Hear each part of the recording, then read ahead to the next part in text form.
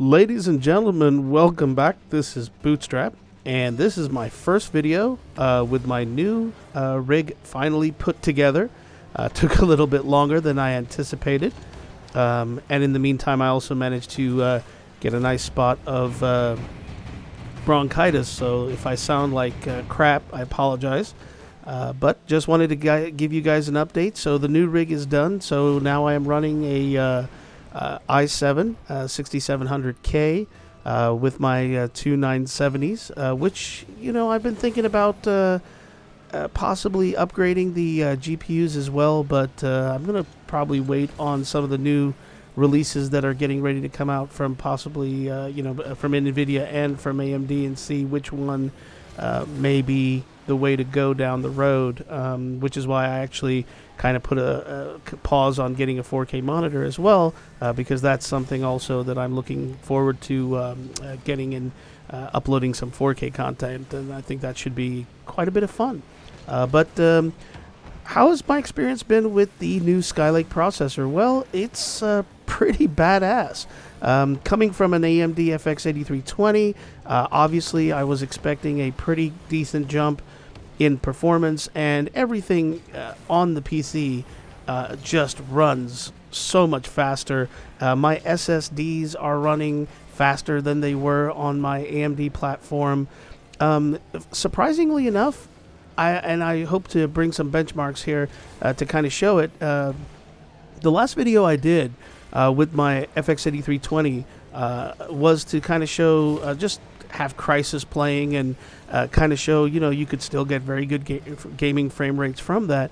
But the one thing that was pretty easy to spot was how the frames dipped a lot. So yeah, you would get really high frames and then you would have a really bad dip, and that was just something that happened in certain parts of the game.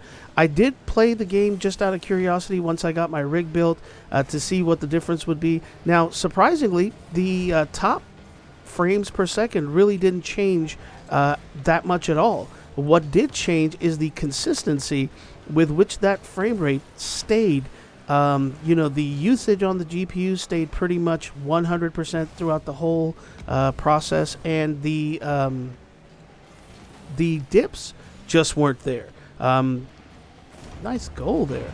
But the dips weren't there, so you get a much more steady, stable performance. And then, of course, if the game is reliant on CPU power, you get definitely see the improvement in frames per second.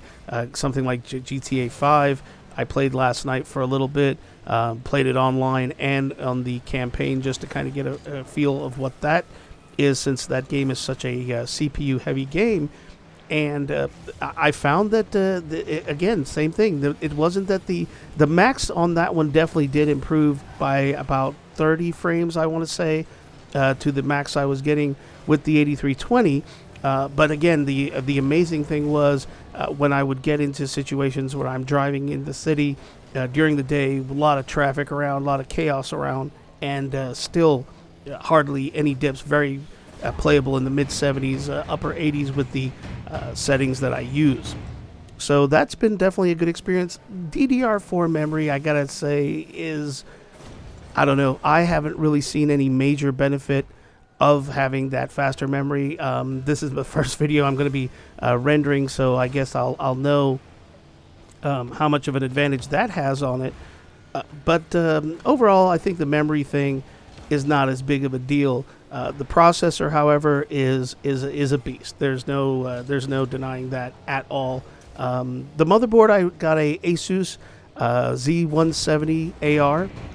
It's an entry-level board, not very. I think it retails from anywhere from $150 to $135, depending on where you look, or whether there's a sale or anything like that. So not really a high-end board, but it has a lot of features, and I tend to go with Asus simply because my experience with them has been just that they make very stable motherboards, and just lack of issues. And that's when you're building a PC or you're working on a PC and doing things, the one thing you don't want is instability, and having a stable motherboard that you can rely on is worth paying a little bit extra and getting a solid board. At the same time, you guys know me. I'm all about not wasting money, and personally buying a $400 or $500 motherboard with features that you're barely gonna ever use is just a waste of money. Oh, nope. God, I suck at this game. I just actually bought this last week and started playing it, and I don't know why it took me so long to buy it. I kind of thought this would be something I'd enjoy, and it is a ton of fun. But yeah, I'm developing my skills, I hope. Other than that, the build went through great. There wasn't any major problems. One thing I will let all you guys know, especially if you guys are thinking about doing a Skylake build and haven't done one before, one of the things that I ran into a problem with multiple times, and actually I returned a motherboard thinking that my motherboard was the problem. When I would go ahead and restart my computer sometimes, especially after I had done some overclocking or done some tweaking to it, my computer would go into a perpetual hang, where basically the system would, the cards would come on, my graphics cards would come on, my fans would all come on, but there was no picture on the screen, and it was just like a loop that the system was stuck at. And I tried all kinds of troubleshooting, could not figure out what the hell was causing the problem, and it turns out it was my RAM. Skylake is very, very finicky with the RAM. If you've got a lot of experience with DDR3, because of the fact that, again, this comes coming back to the whole mature architecture thing, which is not always a bad thing. Basically what you saw was, even if your motherboard manufacturer didn't necessarily support the RAM, with DDR3, you were pretty good. 99% of the time, you didn't run into too much trouble. That is not the case, at least with my experience with the Asus motherboard, with Skylake. You have to check the vendor list, and because there are so many different types of speeds and XMP profiles that are available to the system, you must make sure that it matches, because if it does not match, you are going to run into all kinds of problems. Skylake does things like let your system run fine for 3 or 4 days. You're thinking, hey, everything's great, and then all of a sudden you can't restart your computer, or you run into constant boot loop, things like that. So that's one thing I would advise anybody. If you guys are building a Skylake system, make sure you look through the motherboard's vendor list, and you'll find a lot of times, you'd think Corsair, should be a ton of different availability. There is, only at certain frequencies.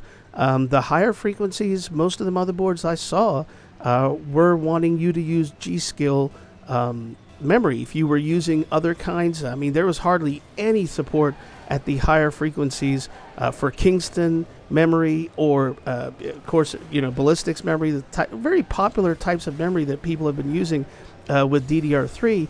Another thing to keep in mind about with Skylake's DDR4 memory, make sure you know which vendor you are getting your memory from. A lot of vendors, unfortunately, in a shady way, have gone ahead and split up X99 DDR4 quad channel memory and selling it in separate kits as dual channel, because of course with the Skylake C170 or the Skylake processors, the DDR4 is dual channel, not quad channel, like it is on the X99 platform with Intel. So that is, again, something to watch out for. Make sure you've got a trusted vendor that you're buying your memory from, and do your research, because it can be a lot of pain and a lot of troubleshooting that could have been avoided simply by making sure that the memory you're using is fully compatible with your particular motherboard. But other than that, everything else went really, really well. The build is running great. I actually bought, and if you guys want, I'll put a link in another video and maybe some benchmarks for you. I bought I was going to include or build my own custom water loop, and just with time and other things, I decided for right now I'm just going to buy a cheap all-in-one liquid cooler and just kind of see how that goes. And I found one by a company called Lepa, and I think they're the parent company for Ergomax, or I forget the damn name of the company now, that also makes AIO water coolers. But I'd never heard of this company making them before, but I found that they had two that there were on sale on Amazon. One was a 120 millimeter rad, just a single rad, and a 120 millimeter fan for like $65.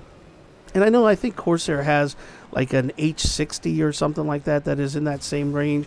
But for some reason, it had a lot of good reviews.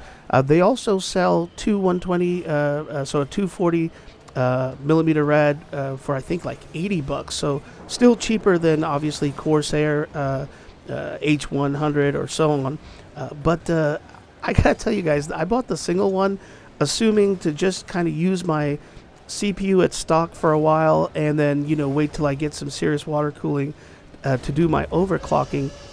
Well, I'm running my i7 at 6700K at 4.6 gigahertz, and on this cheapo little water cooler, I've run all kinds of tests, and I have not broken 73 or 74 degrees in any of the tests that I have done. So it's an amazing, amazing little cheap AIO water cooler, and I am really impressed, and I impressed to the point where I may have to do a video to show you guys, because I ran some pretty tough benchmarks on it. IDA 64, not really running Prime anymore. There's been a lot of talk and stuff that's been coming out that Prime 95 really is an unnecessary benchmark, that you're beating the shit out of your equipment in ways that you're never really going to see happen. I just got annihilated there, didn't I? So in that sense, I went with the IDA 64. I did the ASUS benchmark, and I also just ran heavy, intense games, things like Crysis 3, running around in Novigrad and Witcher 3. Obviously, you have the situation where you have Grand Theft Auto 5, which is a very CPU-intensive games, and all those games ran absolutely fine, and my CPU never exceeded like 68 degrees, and that was after several hours of playing at that at high frequency. So definitely something if you guys want, I will link or perhaps even make a little video showing the benefits of that little cooler, because it is a really, really awesome little cooler for sure. But other than that, guys, it's been a really cool experience. I'm hoping that I can get over this bronchitis. Like I said, you can probably hear that I sound like complete shit. But I'm hoping to get back to doing some more videos, showing the new processor, and also something that I do enjoy doing. I don't know, doesn't necessarily get a ton of views, but I don't really care. It's something I enjoy doing, which is bringing you guys these super cheap indie titles that I find on Steam. So I actually did find a few that are somewhat interesting that I plan on bringing as well. So, wow, I almost scored an own goal, and that guy saved me. Thank you. I'll definitely be bringing some of that stuff to you guys as well. Other than that, hope everybody is having a great day. Hope you guys have a great rest of your weekend, whatever's left of it. And if you guys are wondering, if you need any help with the overclocking, basic overclocking, I did mine very, very easily.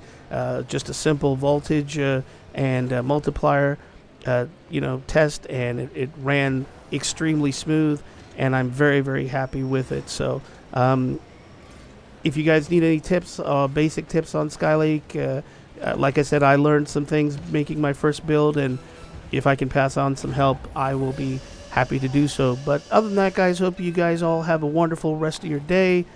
Bootstrap.